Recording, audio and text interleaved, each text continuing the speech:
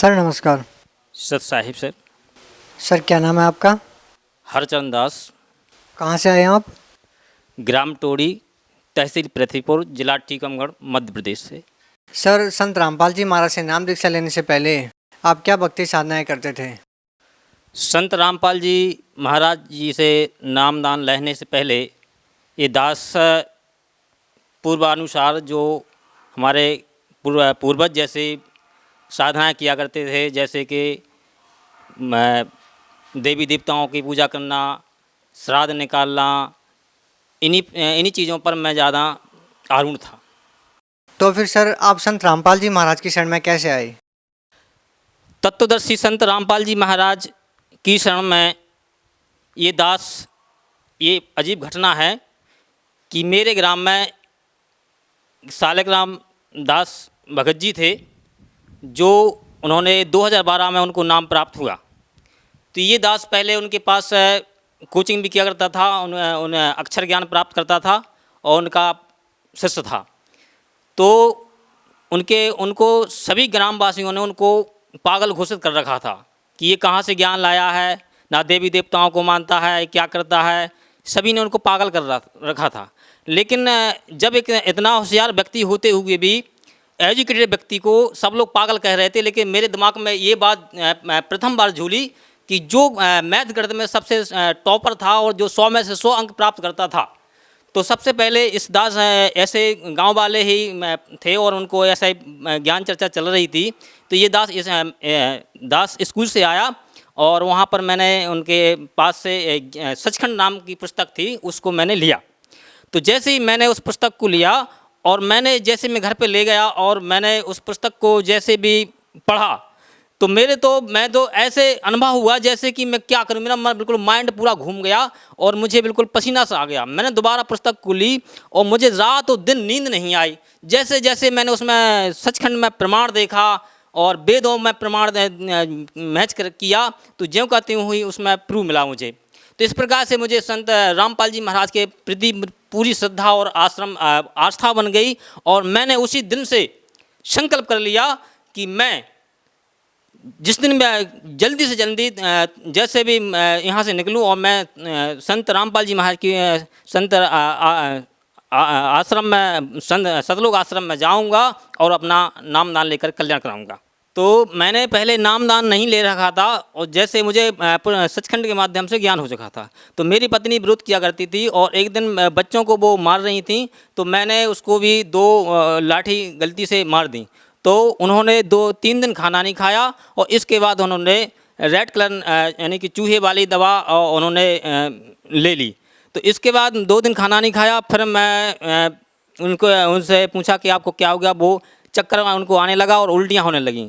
तो मेरी मम्मी ने कहा कि और तुम उसको देखो, उसको क्या उल्टियाँ हो रही, क्या हो रहा है। तो इस दास ने पूछा कि आपको क्या हो गया है, तुम क्यों टेंशन ले रही हो। तो उसने कहा कि मैंने ऐसा और चूहे वाली दवाई खा ली है और मुझे अब कोई बचा नहीं सकता है। तो जैसे इस दास ने मेरे आंखों से मेरे के तो बिल्कुल टेंशन बढ़ गया और मैं भाई साहब के पास गया। तो भाई साहब से कहा कि भाई साहब, और उसने ऐसा कर लिया है। तो भाई साहब ने तुरंत खाना छोड़ा और बोले जाओ गाड़ी उठाओ अब इसी वक्त।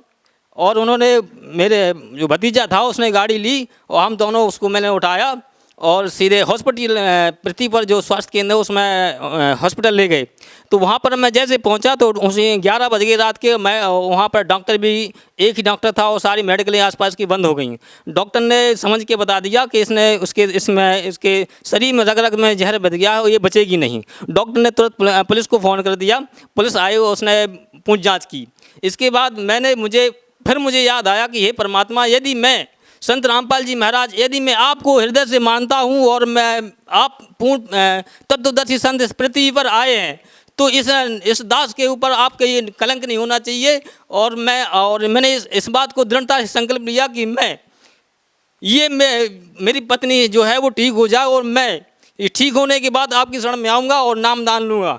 इसके बाद जैसे ही डॉक्टर ने कहा कि ये बचेगी नहीं, पुलिस ने पूछ जाँच करके सारी कार्रवाई करके 108 को कॉल कर दिया।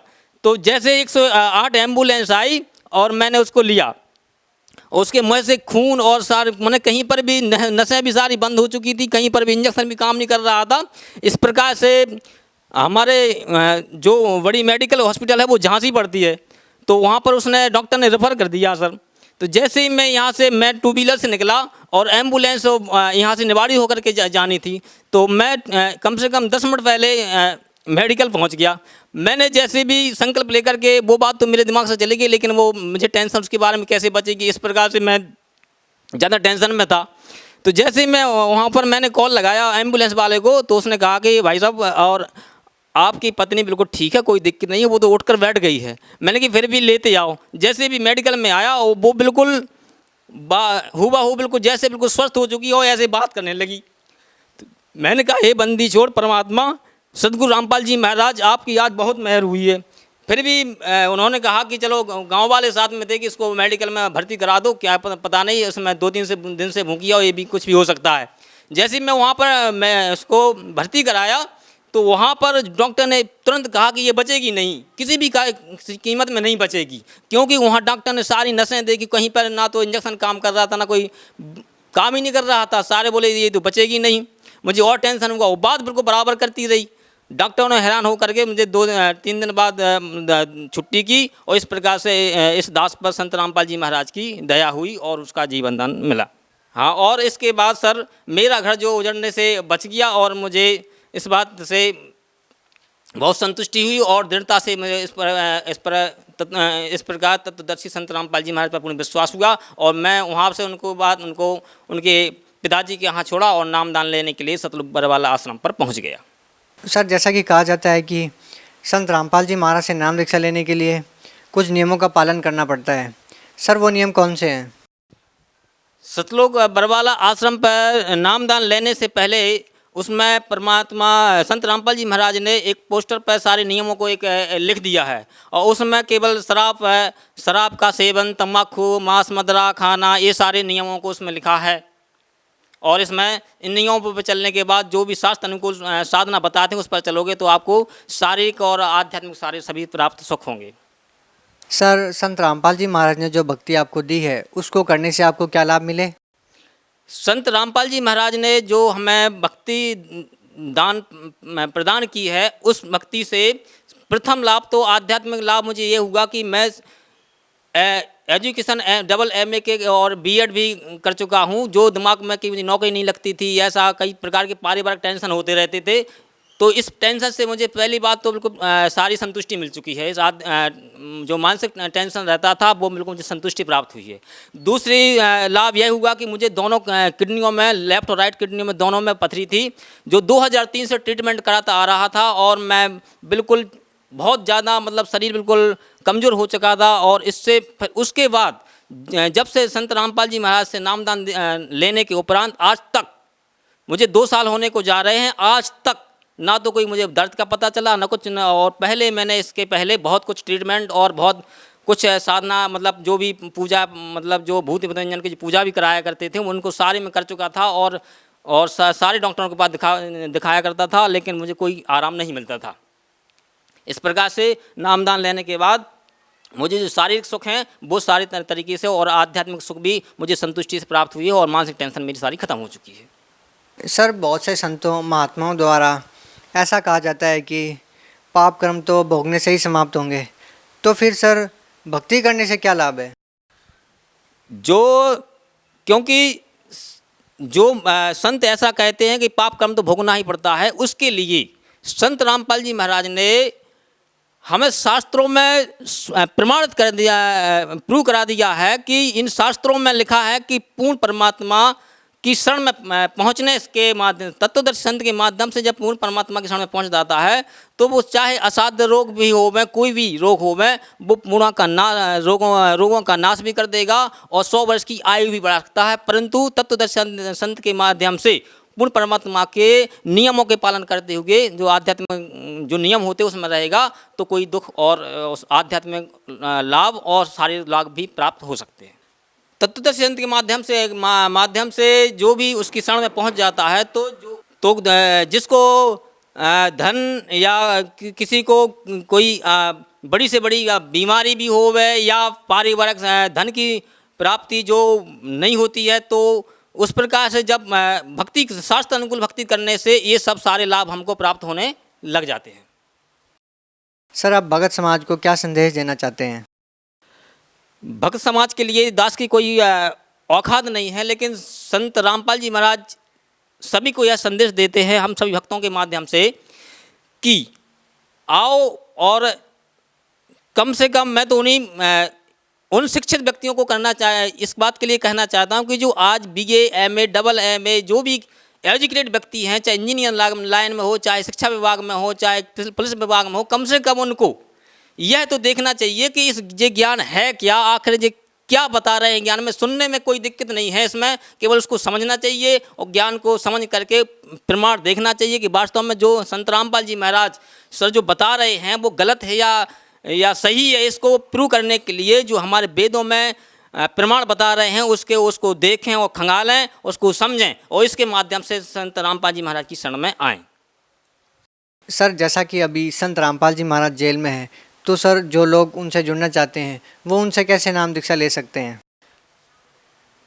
ये दुनिया के लिए है कि संत रामपाल जी महाराज जी जेल में हैं। संत रामपाल जी महाराज आज हर जो उनका भगत है उनके पल पल साथ रहते हैं। उनका संत रामपाल जी महाराज से जुड़ने के लिए कई ऑप्शन हैं। एक तो ये है कि जो साधना चैनल पर जो उनका संत रामपाल जी महाराज का प्रोग्राम चलता है, और संत रामपाल जी महाराज के प्रोग्राम को देखें, और साधना चैनल पर जो पीली पट्टी चलती है उस पर कोई मोबाइल नंबर लिखे रहते हैं, उस मोबाइल नंबर को अपने डायल करके और उसमें संपर्क करें, तो संपर्क के माध्यम से वो संत रामपाल जी महाराज से नाम दीक्षा ले सकते हैं। दूसरा जो उनके देश विदेश में भक्त फैले हुए हैं उनसे संपर्क करके, उनसे कांटेक्ट करके, उनसे संपर्क करके भी नामदान स्थल पर अपना नाम ले सकते हैं। सर आपके गुरुदेव संत रामपाल जी महाराज किस प्रकार का समाज सुधार कर रहे हैं? सर उनका एक स्वच्छ समाज सुधार में क्या योगदान है?